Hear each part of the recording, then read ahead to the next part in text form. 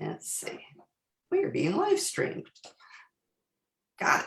Okay. Well, good morning, everybody. It says we're streaming, so I'm hoping that we are, and we will be joining you in just a moment. Let's see. We're going to turn off that volume here so we can turn on the volume there. And good morning, everybody. How are you doing this morning, Lori? Good morning. I'm doing much better. I missed last week because I had a sinus infection, and you know, some of these things just take a little more time to get rid of than others. So I'm glad to be feeling good again, but still not 100%. Well, you sound good and you'll look great. So. Oh, well, thank you. Yes, welcome. last weekend, Saturday, the 10th, I woke up to zero voice. So Saturday and Sunday I had no voice. And she's not kidding. She had no voice. And my daughter called me to tell me about a situation she was at Knott's Berry Farm when that shooting happened. And so she calls me bright and early Saturday morning, and I have like no voice. And as she's telling me what happened, she was sitting outside at the food areas. She actually wasn't there for the day. They just stopped by there to get some dessert when she put her funnel cake down on the paper and on the table, and 30 seconds later, like a herd of people came running. She's describing the next hour of what happened, and I'm like gasping, but I have no sound, so I just sound like I'm, gasping for air.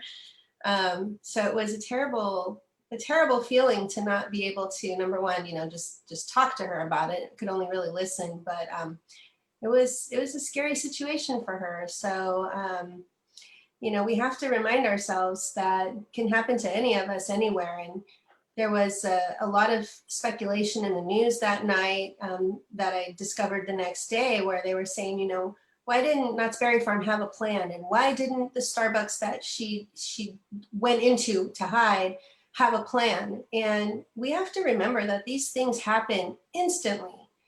And they thought the shots were coming from inside the park, and it turns out they were coming from outside the park. But when you hear shots, you go into this fight or flight mode, and most everybody runs.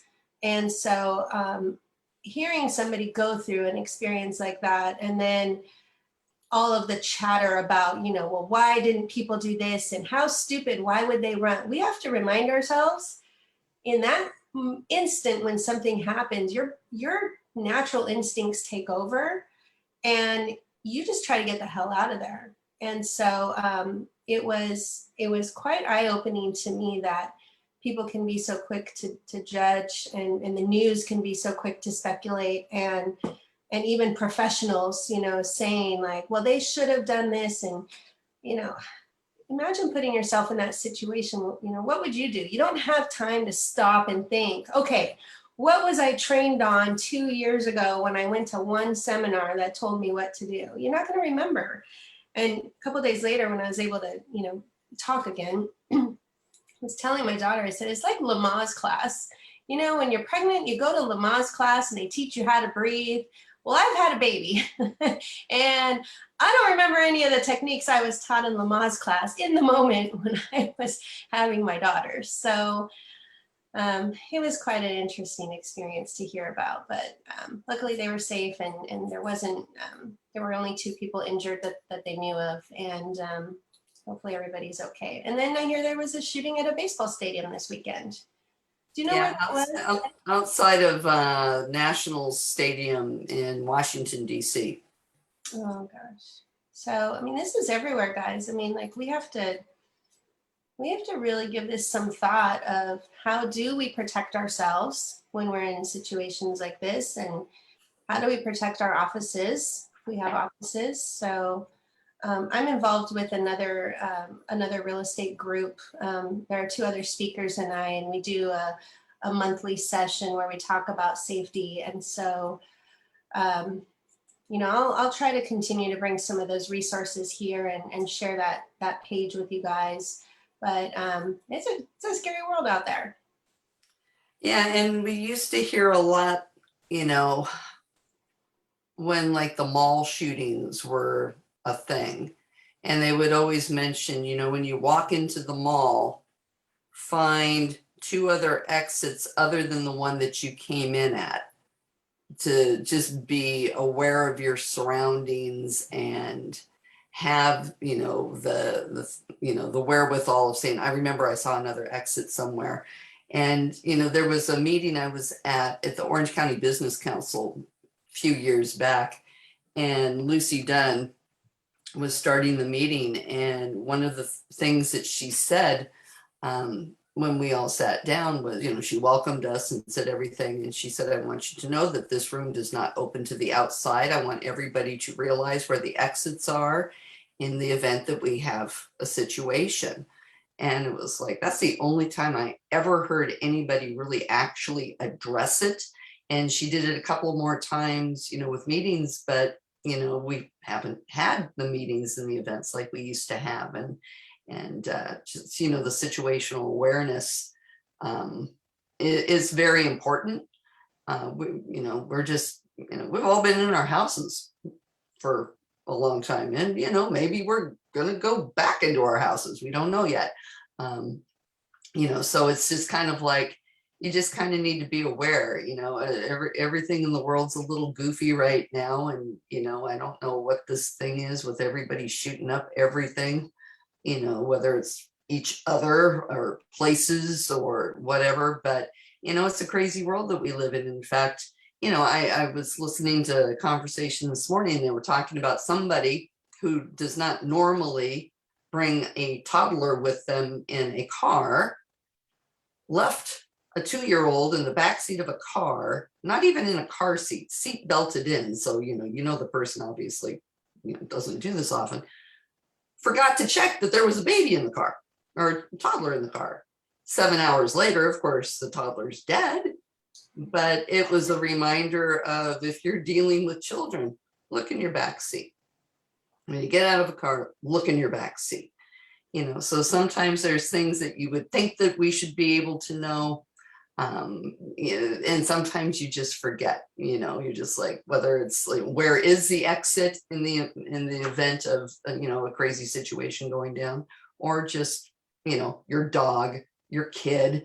I had a neighbor who left a baby in a car for like 2 hours, and we're all like, is somebody going to come out? Finally, when the neighbors came and took the kid and said, if they don't know the kids in the car, then they're not even going to care which house their baby's sitting in right now.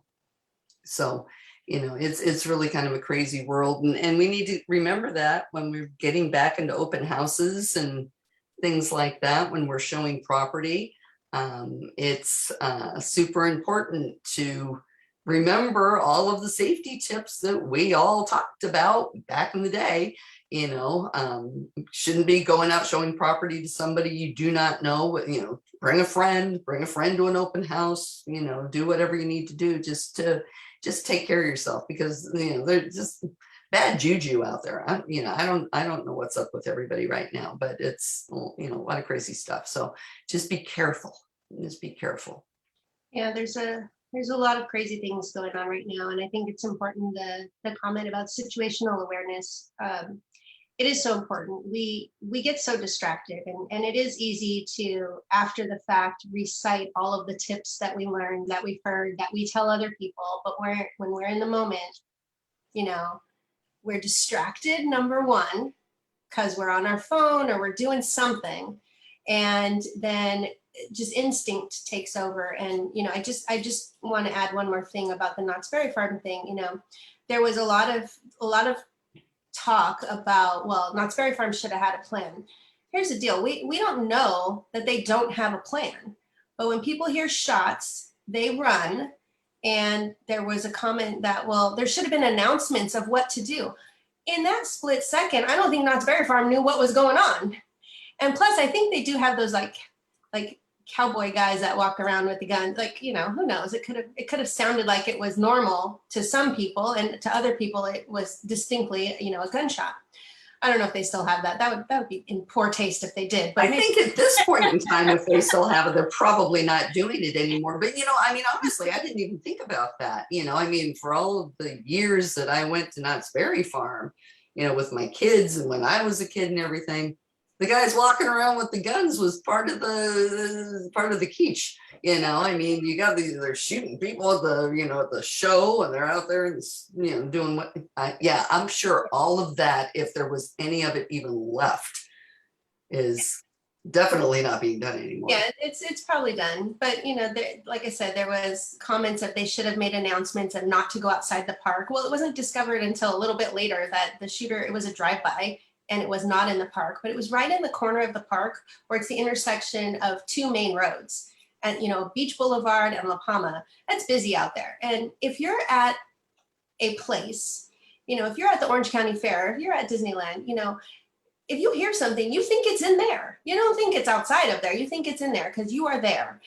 So, I feel like I owe it to Knott's Berry Farm to give them the benefit of the doubt that they probably did have a plan. They probably do have this whole evacuation emergency plan, but in that split second, nobody knew what was happening and where it was happening from. They're not going to just jump on and start making announcements. So anyways, that's about that. I just thought it was important to bring up because not because I was sick and the conversation I was trying to have with her, but just as a reminder, it's scary out there, and we have to think about where we are, what we're doing, and how do we protect ourselves if something happens. And it's better to have that plan than to not. So, I mean, there were people detached from their families. That's got to be the worst feeling in the world, especially if you had small kids. If people running and your kid got detached from your hand, that would have been frightening. So anyway, she's doing better now. It's kind of hit or miss. I suggested she go to counseling, but she's 27, doesn't want to do something like that. But she's a little on edge about being in public spaces, and I don't blame her. I think everything she felt, everything emotionally that she went through was exactly what would happen to anybody, and not just her having a hard time with it. I think I would go through the exact same emotions and thought processes, and reflecting after the fact of, well, I should have done this. Well, yeah, you should have done it, but in that moment, you didn't think. You couldn't think. We're not trained in this. If you're a police officer in the military, you're trained. We are not. Us everyday people are not trained. So, and even the people that are trained don't always have that instant kick in. I mean, it's one of those things. Even no matter how prepared you think you might be for something, who knows when the actual time comes, how are you going to respond? What are you going to do? I mean, Lord knows, I don't know, I'd be lucky if I could even, begin to function. But it's, important to remember, and important to remember when we're going about our daily lives. Things aren't quite the same as they used to be, on many levels. That's right. Many levels. So. That's right. All right. So moving on to a little lighter thing. So Friday was the CAR town hall meeting, and of course, the big topic of conversation was LA requiring masks out in public again, regardless of vaccination status. And so there was conversation about it before the meeting officially started, and they do it, meeting style where we're all on Zoom. So people had their mics off. Or on, and we're chatting about it, and stuff was being said in the chat. And it's interesting, 15, 16 months later, there's still a clear divide on people's opinions on this. And I noticed there were three ideas floating around out there. The first idea is, well, this is what we have to do today to get through the day. And then there was the ones that saying, yes, this is, how do I describe it? You had sort of the middle of the road, which is, this is what we need to do today. And then you had the two polar opposites of, masks are worthless and masks are everything. So it was interesting to kind of see and listen and then read at the same time.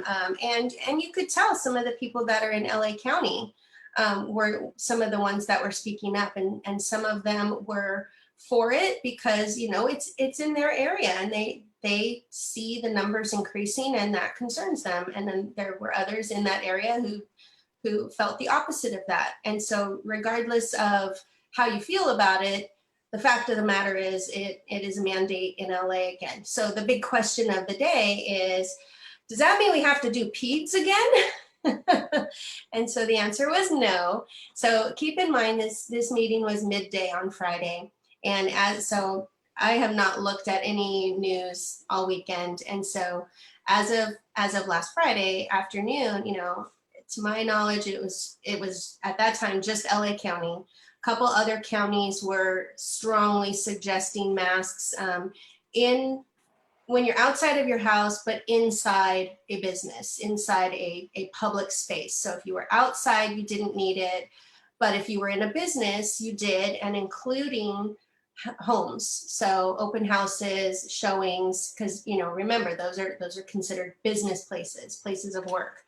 And so, if you go to a friend's house, no one cares about that. But if you are in what's considered a public space or business, then you would need it. And so, we heard a couple of times that no, nothing else has changed. It was just LA County, and they had to wear the masks.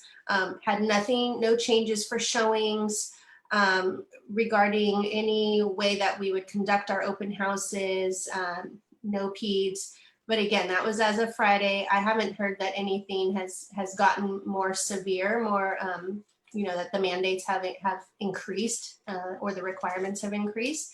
So at least as of Friday, that's where we stood on that. So, it was a good question, and it was asked multiple times because, we're already anticipating, okay, if it's getting bad, then is it going to get to where it was? And the reality is we don't know. So all I can tell you is as of that day, those things were not on the table again. Should we anticipate them? Maybe, but I don't think we need to panic or, start bringing out all the signs for the open houses and all of the things that we had to do. Hopefully we don't get there, but hopefully you didn't completely discard them because who knows? So that's the deal on that. So hopefully that's clear to everybody. They were saying that up in the Bay Area, they were announcing that it was strongly recommended. So who knows, in the next couple of days, if they haven't already, they might have added that as a mandate there as well. But I haven't heard anything here for anything local, Orange County or San Diego. Did you hear anything further on it over the weekend about any other counties? Nope, just that it went into effect on Sunday. And it's interesting because I had a walkthrough that I was doing yesterday afternoon. And it was interesting because at the inspection, the listing agent said, okay, well, everybody needs to wear a mask and, have booties on or take their shoes off. And I'm like, okay. So I show up at the inspection and the agent that was, couldn't be there and had one of our other agents show up. And the agent sitting there without a mask. The tenant's sitting there without a mask, but they told us to have mask on. And we're like, okay. So we wore our mask. And then yesterday we go for the final walkthrough and it's like, well, we don't have the mask mandate anymore. We're all fully vaccinated. And there's a different agent there this time. And she's like, well, you need a mask. And I'm like, last time we were here, the tenant didn't care and we're all vaccinated. She's like, well, I'm not. I'm like, okay, let me go back to my car and get a mask. Which kind of made me think we need to be pretty good at communicating what our expectations are to other agents and their clients when they're coming into a property, whether you're the listing agent or whether you're on the buying side. I think that we're back again on the COVID scale. Everybody's got their own deal and their own deal's fine. Nothing wrong with it. Whether you want to wear a mask, whether you don't want to wear a mask, or whatever it is. But communication would kind of be nice, if they could have just gave me a heads up. Hey, you know what? Be sure to bring a mask with you. I was like, yeah, that would have been cool because if my clients didn't have masks with them in their car, I didn't have enough disposables with me because I don't carry around my bag of, cleaning supplies like I used to. I got sick of it flying around the back of my car, so I'm like, okay. Why do I need a can of Lysol and gloves and hand sanitizers and a box of, mask anymore?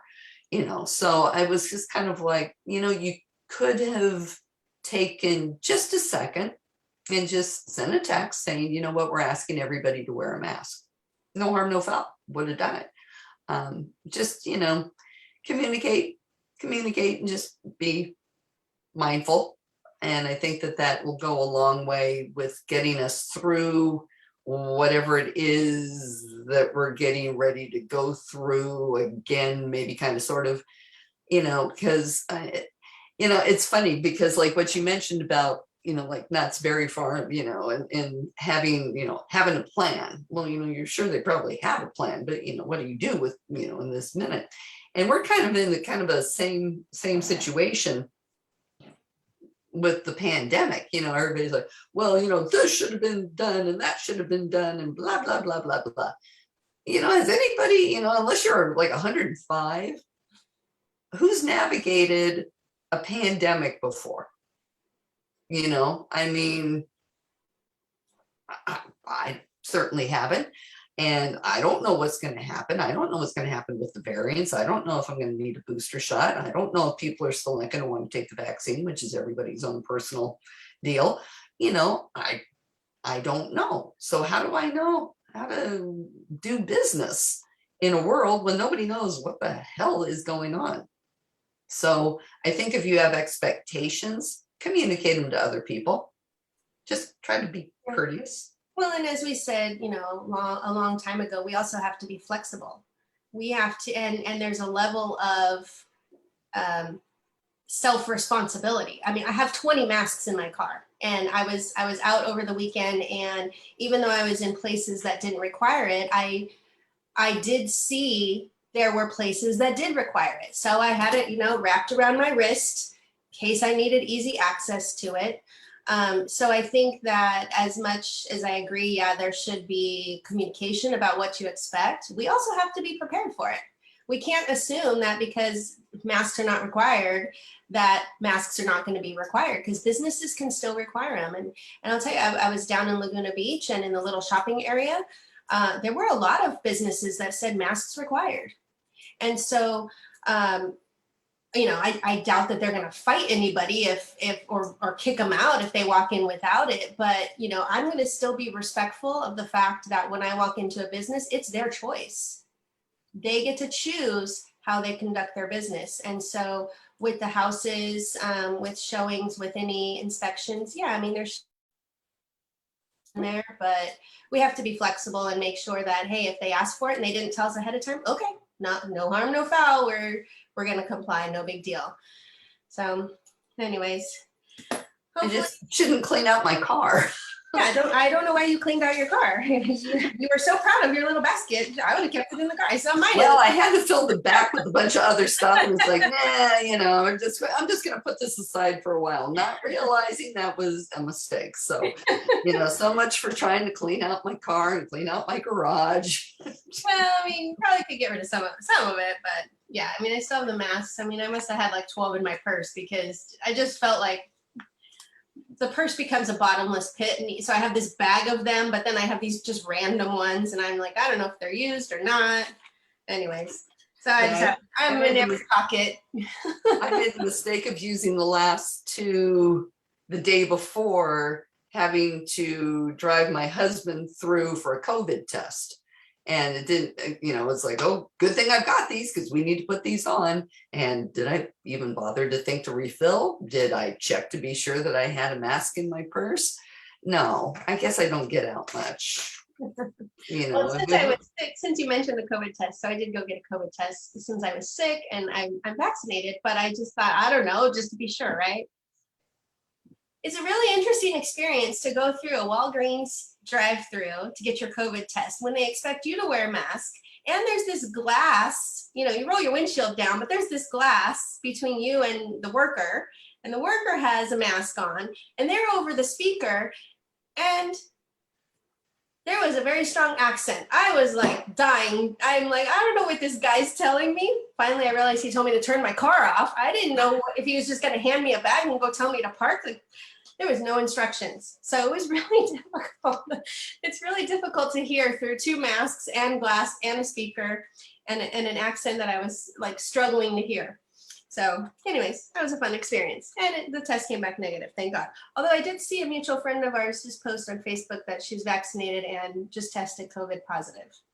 Well, and I think that's the interesting thing that we also need to be aware of, because like when the gal, said, mask up, please, I'm not vaccinated, that's fine, because I certainly understand, because I'm vaccinated, I can still be walking around with all kinds of germs.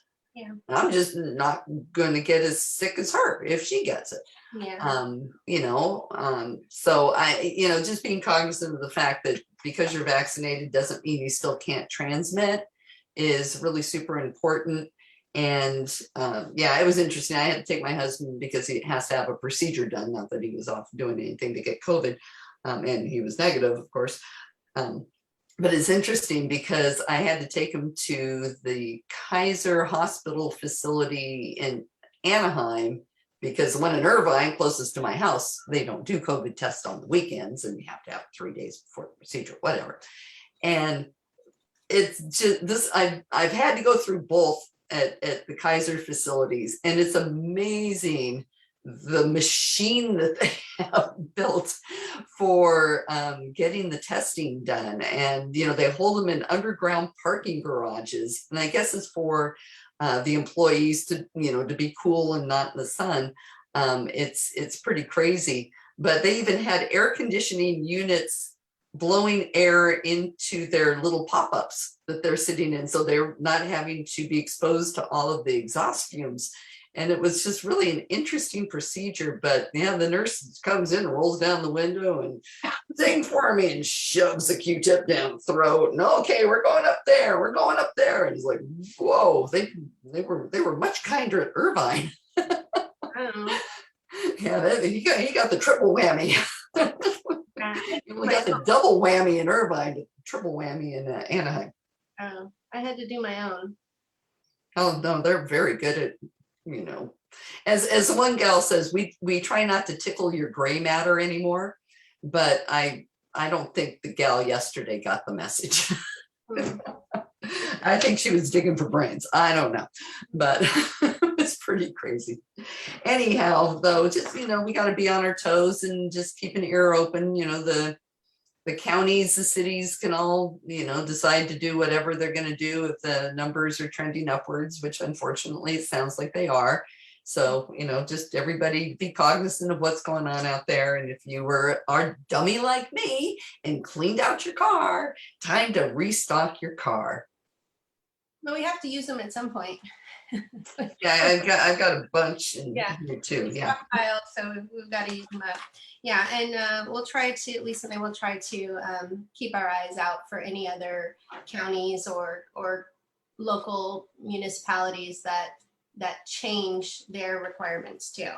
And so with that, there was just a reminder too regarding the offices.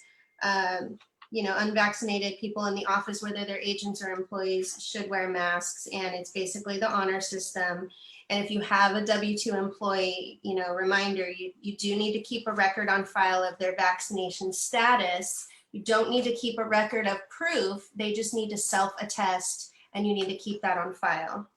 And you do still need your COVID prevention plan in your office. So then they talked a little bit about the eviction moratorium, and a reminder that the federal, at the federal level, it expires July 31st, and speculation is it probably won't get extended, but then the state had extended it through September. I think it was the end of September, if I recall right. I didn't write it down. And it's unclear at this point if there will be another extension. So we're kind of in that crappy little holding pattern on that. But in case you if you're doing property management and you have tenants who are not paying rent, be sure that you get that updated disclosure. It's the NTRA-3, it's notice to tenant. I think it's rental assistance. that needs to be provided by the end of June before the federal moratorium expires. So if you're doing property management and you have tenants behind on rent, you already know this process, but remember you have this extra deadline where that notice has to be delivered. And so go to CAR's website for more info on that, because that's all the notes I took on that. If they're behind on the rent, you need to provide that updated notice by that due date. And there was something interesting that was said and I don't feel 100% confident on this, but essentially it was before you can serve the 3-day notice, you or the tenant have to actually apply for the rental assistance and get rejected. And so if you have tenants that are behind on rent, check that out, because I hadn't heard that before. Maybe I just ignored it because we don't, we have property management at our company, but we don't have anybody that's behind on rent. So I haven't paid a ton of attention to it. And plus, if you're not a property manager, I don't want you guys to know all the details of this, because you don't want to accidentally do property management or accidentally advise, a past client or a current client on how to do this. But I thought that was interesting that there is this expectation that you apply for it before you try to evict the tenant. So check that out. They did then talk about the defensible space law and the form. And what I found interesting, I'm trying to find my notes, because I had 2 different meetings and they covered some of the same topics. It's pretty well known at this point in time that there is a lot of confusion on this among all of the fire departments and all of the fire authorities. And so it was stated that CAL FIRE has or had, but it sounds like still has on their website, that sellers must get the inspection before selling. And CAR notified them that that's not how the law reads. So CAL FIRE was interpreting it one way, that all sellers had to get this inspection before they went on the market. So CAR notified them, that's not how the law reads. Now you're confusing everybody, because sellers don't have to do this inspection before they list their property unless there's a local law that says so. And it was mentioned that Truckee, I don't even know where Truckee is. Up north, definitely far up north. It always has like the really super cold weather, for like low temperatures, but that's why I know where it is. Yeah, but is it up north like Yosemite or kind of? I want to border? I think it's getting close to Lake Tahoe area, I think. So if anybody knows where Truckee is, put it in the comments and educate us all. So apparently, as of Friday afternoon, Truckee was the only place where the local law required the sellers to obtain this inspection as a point of sale. And they still, the attorney that was mentioning it still didn't sound 100% sure that was the only place, but that was the only place they knew for certain. So check it out if you're in areas other than local here.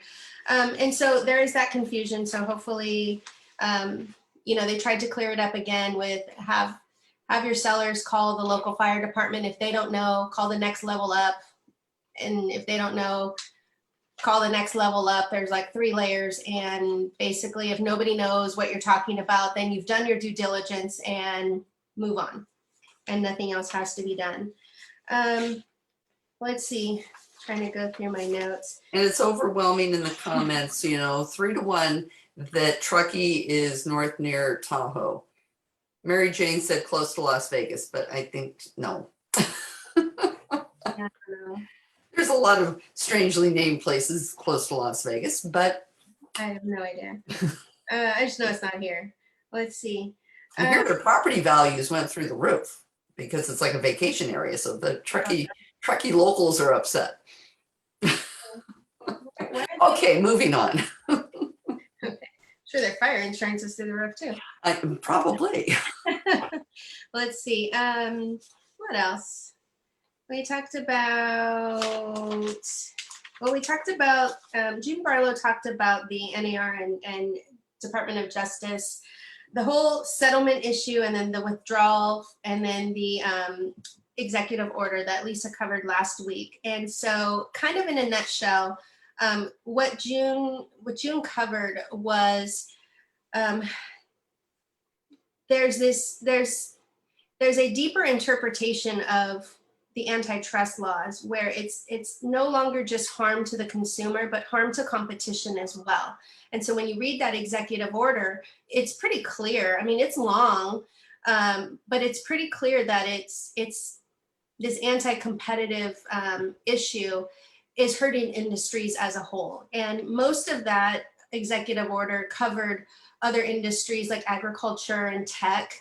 And there was really only that one line in there about real estate. But from what she described, and a lot of it she said is speculation at this point in time, because we thought we had the agreement. We did have the agreement. We were just waiting on the Department of Justice, and then they pulled out, which raised a lot of red flags. Okay, what are they after now? And then that executive order came out. And so it sort of, the sense that I got from her was she feels whatever's coming is going to be worse than what we originally thought. Now she didn't specify necessarily what that was going to look like for us, because she doesn't know. We don't know. And so at this point in time, it's a wait and see kind of thing. And she's like, we're on pins and needles. We don't know how it's going to turn out. That TAN case, the Top Agent Network, that has a lawsuit on the clear cooperation, was argued the other day. They had the oral argument, and she listened in on it, and she said the judge found some anti-competitive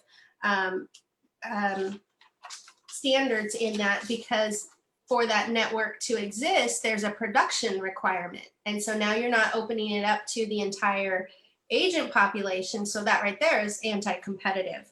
So she's anxious to hear, what's going to come out of that. And she didn't really give any hint of which way she thought it might go, because she said this is just the oral arguments. Anything can happen by the time the final judgment comes out. So what she advised us to do, regardless of what happens with any of that, is buyers have to have your value proposition. So if you haven't already started to analyze what it is you bring to the table with your buyers, it would be a good time to really do that. And NAR has some pretty good resources. I'll pull the link and put it in the chat. But they have some good resources to help you figure out how to articulate your value proposition. Now, it'll be interesting because you could use their resources and just, memorize it and just speak to it, and then we'll all be saying the same thing. So in a way, you still have to differentiate yourself from all the other buyer's agents. If we all memorize this and this is our script, then there's really no value proposition that differentiates why you should earn, X amount and someone else shouldn't. So I'll put those resources in the chat. And it sounds like there's a lot of question on whether the office exclusives and those privacy listings where addresses are hidden for special reasons, high profile clients or victims of domestic abuse that can't have their addresses revealed, those might fall into some anti-competitive rules. So those are probably going to be looked at as well. So I think we've got a lot of unknowns at this point. That's the only thing we know, is there's a lot of unknowns, and our business could very well change over the next several months or the next several years as the White House puts those advisory groups together and they start digging into industries. And who knows, where we are on their radar, other than that DOJ settlement we had put us on their radar, possibly high up. But hopefully, they focus on these big companies that, like tech companies that are just spending billions of dollars to buy out each other. Hopefully that's their first focus, because I think that's really causing a lot of stir-ups. And it's, on one hand, I look at that and I say, yeah, these companies are just getting stronger and stronger and stronger because they're buying up all these other companies. On the other hand, I have a friend who is designing an app, and it would be amazing if he could build this app and put it out into the industry and make a fortune off of it. So it's kind of like I see both sides of it. And I don't know. I don't know what's going to happen. It'll be Yeah, interesting to see. they're looking at a lot. I mean, they're looking at big pharma, they're looking at big ag, and it's interesting because I got into some conversations with people that are not in the real estate business this weekend, and the perception of the by the public of what it is that we do. It really brought home to me that we do not articulate our value proposition. If it was interesting. It was really interesting. One of the people that I was talking with is a published author and workshop facilitator on change innovation within all kinds of different industries. And the perception, his perception of our industry was, well, we really don't need realtors to show us houses because we can find them ourselves. And another friend of mine was in this conversation, and he just started this, and he was a lender, and he just started with this whole litany of, well, you in the public do not realize what all a realtor does for you, and this and this and this and this and this. And I mean, it went on and on and on and on to the point where I'm like, well, dude, this is getting a little ridiculous, and thank you for your support. But it was funny. Later, I talked to the same gentleman, the author fellow, and he's like, wow, you guys really opened my eyes. I had no idea. The public perception is your job is one of the ones that can be on its way out to automation. And I said, well, you know what? We've been hearing that now, for decades, ever since the internet made its, appearance. Was the demise of the real estate agent. Nobody's going to need us because you can go find a house for yourself. And, I'm like, you can't automate your way out of hand holding and the personal touch and being excited for somebody and being there to help them through an issue and explaining that issue and doing all of the things that we do. And once the conversation was done, he said, my whole paradigm on what it is that you do is completely shifted just from the two conversations we had today. And this is what we need to be bringing to the public. I'm on the state communications committee. Yeah, we have these really cute, wonderful ads out there, the warm fuzzies. We want you to go out and buy a house, and the realtors are with you, and all the good stuff that we do. But we got to get better about talking about what it is that we do.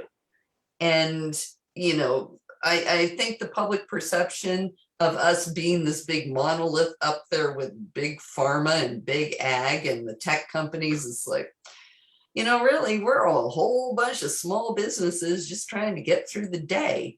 And this perception of all of us sitting around colluding, with this big mothership telling us to collude, I'm sorry, but, maybe that's what people are painting out there. Maybe that's, the trade publications that need something to print. I don't know. As you're describing that, I'm thinking, who are these people that sit around and just talk about us like this? Like, really, are we that high up on the food chain? That it matters? And I think that's the part. And if anything has come from the past week of churning all of this around in my head, it's like somehow we need to get it across that we are hundreds of thousands of small businesses. We're not this huge monolith. We're hundreds of thousands of small independent business owners, whether you're working for a big box brokerage or you are a one-person shop. Every single person is a small business owner because you are your business. And obviously, we haven't done a very good job of relaying that to whoever is looking at us for all of the supposed collusion that we're doing, which we don't do. So, and I think we're all millionaires because the real estate market's so hot. I remember the first year I got into the business, and visiting some in-laws, and they're like, oh my God, you're in real estate? Oh, you must be so rich. And I'm like, really? That's what you think? I'm like, do you know how many agents are in Orange County? At the time, it was like 30,000 agents in Orange County. I'm like, I'm one of 30,000 just trying to make a buck. Like, no, I'm not rich. And so now we have we have all these bidding wars. They think we're all making a fortune, and hey, there's 85 offers on this house. Okay, well, guess what? Only one person got the house. So only one agent got paid, and then the listing agent. So it's funny to me, and that might be part of the reason why they think that we're this huge industry. I mean, we are 1.4 million NAR members, but how many of those are actually really working in the business? I would argue it's maybe half. So now just reduce this to a smaller group of people. It's still a lot of people. Granted, it's still a lot of people, but everyone's doing, their own comfort level of business, and some would like to do more, and some have other jobs. Like, I don't know. It's just fascinating to me that people talk about us. Like, Yeah, and I don't think the TV shows help. Like $1 Million Listing. Well, $1 Million Listing, I mean, honestly, have we heard of this thing called overhead? I don't think there's anybody here that doesn't have expenses and cost. And, the whole perception that, oh, hey, give me this big old check for this percentage that the public thinks that I got, which may or may not, most likely not be accurate. I got a whole laundry, I got a laundry list of stuff because I got an accountant I got to pay to keep track of my laundry list of expenses, which he is another expense on my business expense list, and because of this bizarre, perception that the public has of us, they think that, yeah, we, like Olivia says, realtors drive fancy cars, which now, probably everybody's going to list their car in the thing, because I mean, I drive a friggin' Toyota. I mean, I better watch what I say because my lease is running out. I have to get something new.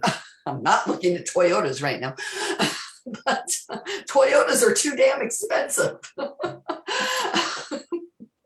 But, I mean, I'm sure doctors have problems with like Grey's Anatomy, and I'm sure there's problems with attorneys and whatever attorney show is on, and everybody else, I mean, yeah, no, we're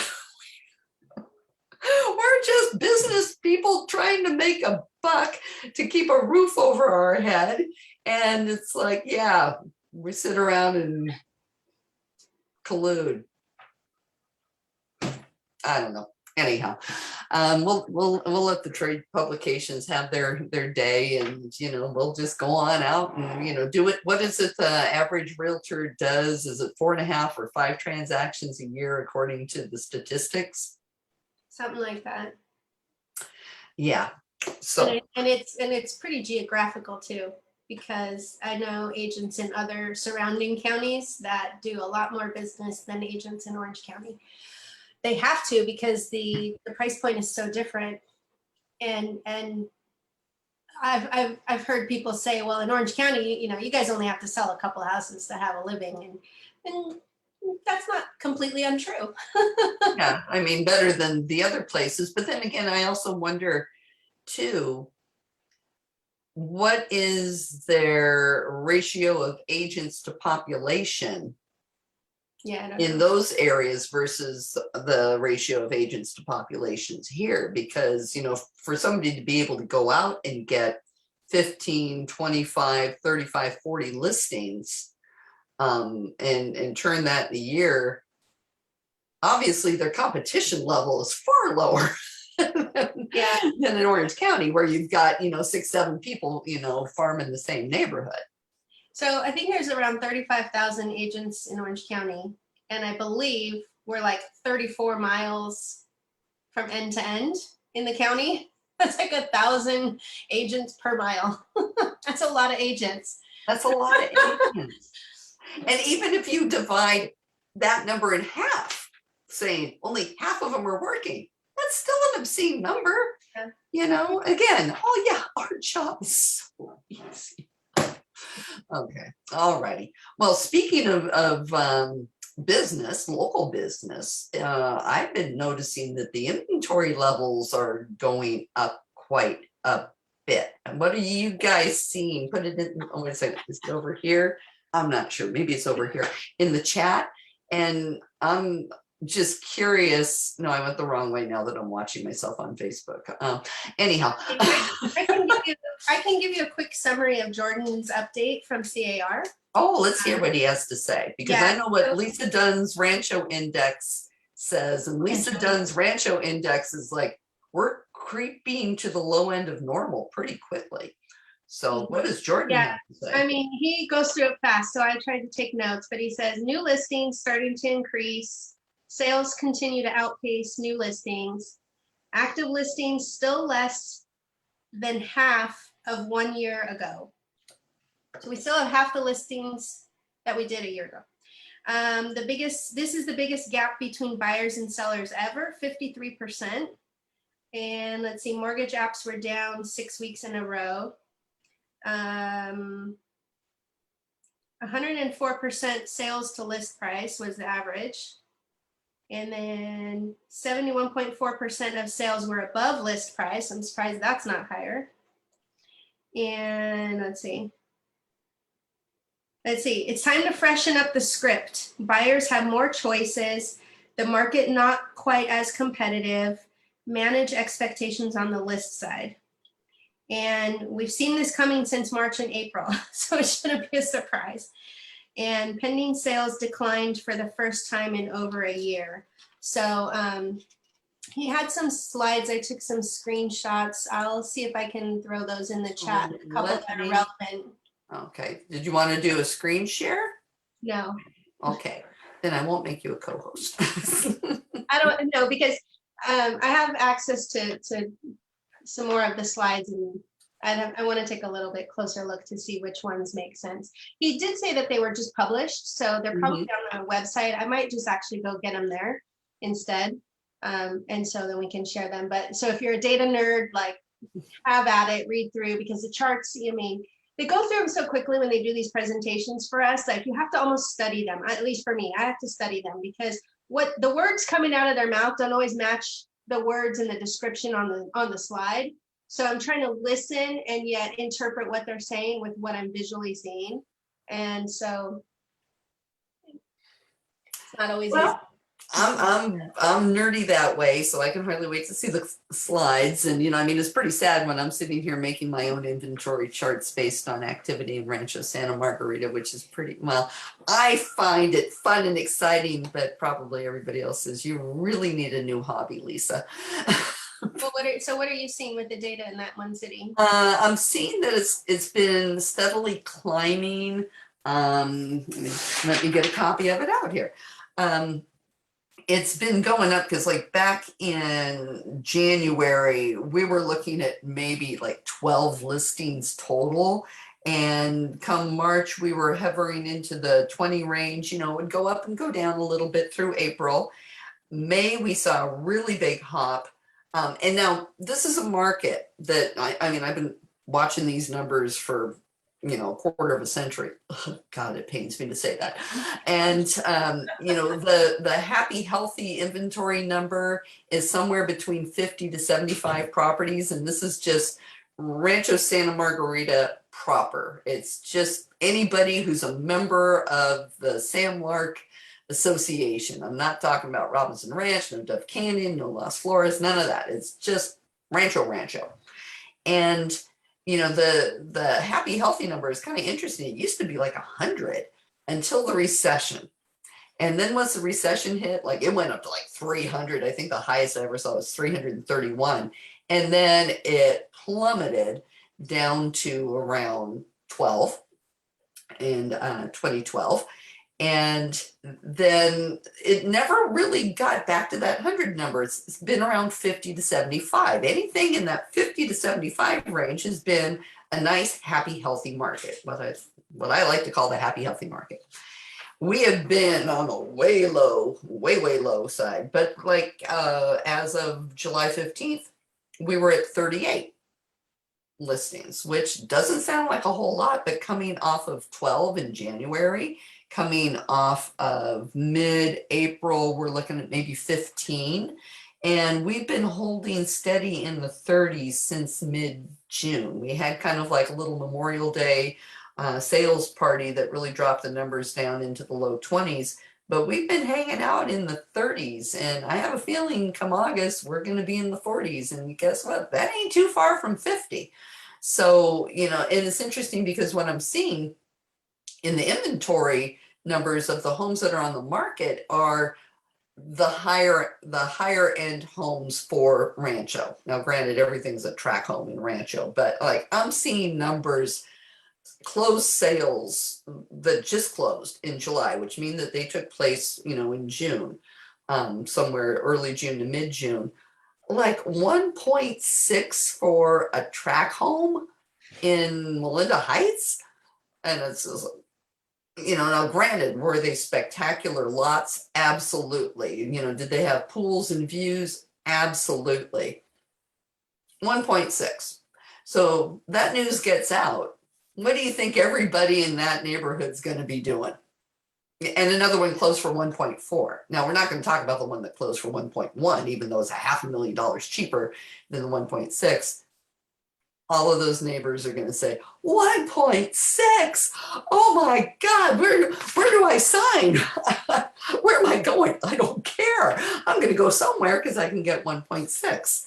And, I mentioned a while back when we would have our little economic talks, when we first started doing the Clubhouse, economic mastermind on Tuesdays, it was all about, well, it's going to be the interest rates. The interest rates are going to slow this bus down. And I'm like, I don't think so. I think it's going to be buyer fatigue, and it's going to be greedy sellers. And seeing the number of the larger homes in the area hitting the market for, prices that are like, hey, you know what? Somebody wants it, fine. We've got money coming out of our ears here in California. Somebody does. I personally don't. And if they're handing the cash out, let me know, because I'd like to go pick some up. But, it's like everybody's going to be flooding the market when you hear these prices, because this is what always happens. It's human nature. It's like, I can get all this money. Well, maybe I will go to Idaho or Las Vegas or Texas or whatever, because I can get a boatload of money for my house. They're going to hit the I don't care level. And, I've been saying that for a few months, and I think maybe in August we're going to actually see it. That's my opinion only.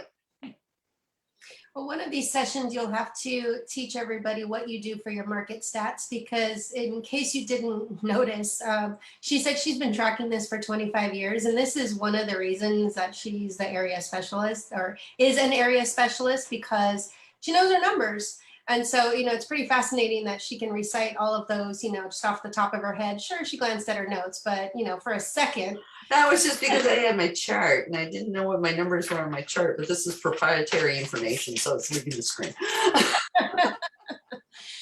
So yeah, you'll have to sort of clue everyone in of how you became a data nerd.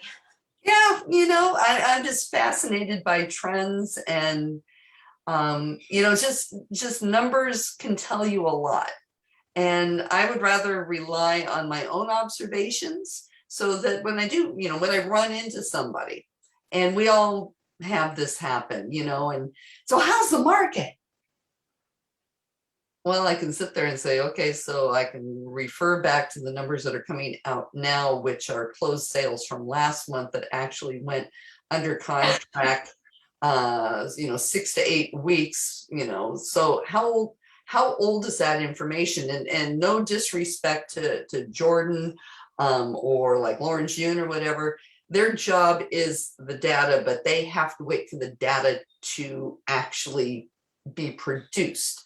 Whereas like Stephen Thomas is really good for keeping up with local stuff, because he's working off of pending sales. I'm sitting here looking at active inventory, And because to me, active inventory is going to give me the snapshot of what the market's doing today. So I think, if you want to really be on top of things, I'm going to give Stephen Thomas Reports on Housing a free shout out, free commercial here. And I'm sure Stephen doesn't even know what the hell we're doing here.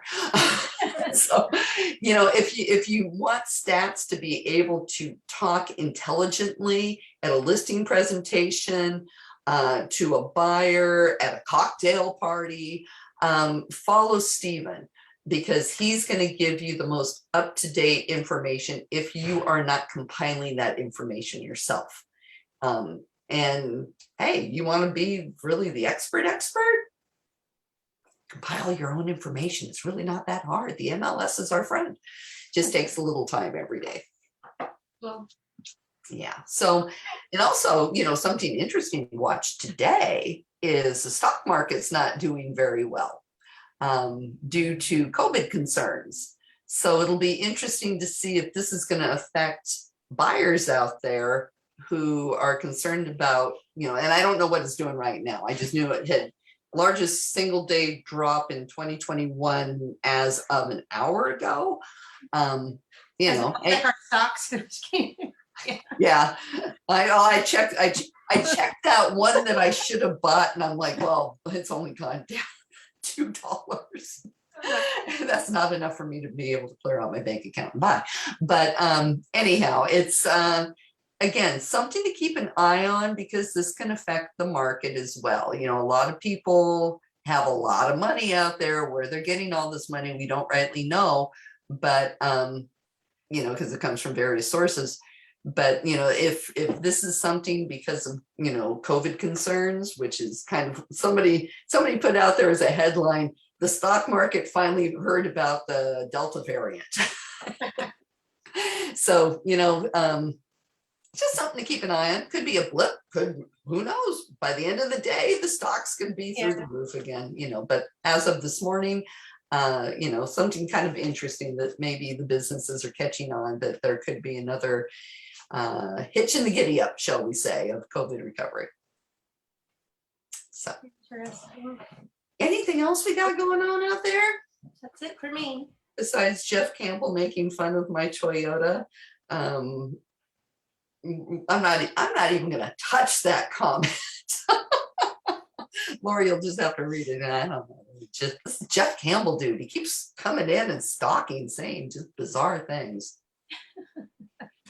Jeff's cool. Love you.